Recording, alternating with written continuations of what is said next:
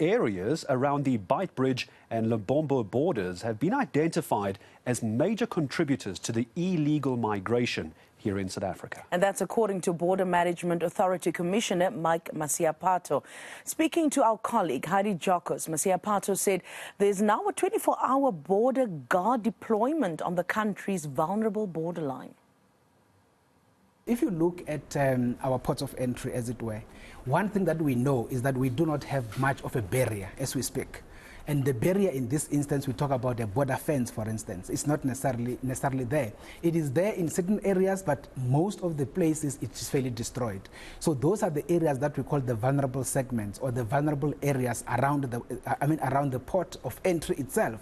Because mainly, most of the areas where people will enter the country illegally are the areas that are around the port of entry, because that in itself lead into the road. In other words, it leads into the artery into the country. And people will basically they use those spots for the purpose of getting back to the main road, as it were.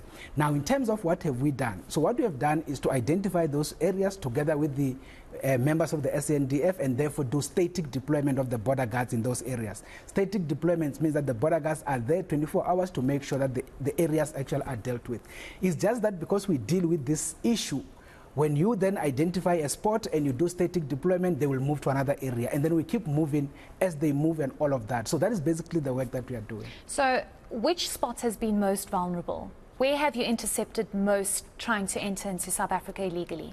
So in terms of the biggest areas that generate most of the illegal migration issues we deal with, the first one is the area around Beitbridge, mainly people entering from the Zimbabwean side. In this instance, we talk about around 10 kilometers west of Beitbridge and around 10 kilometers east of Beitbridge. Those are the biggest areas where we have some challenges, and those are the areas where we have done the deployments.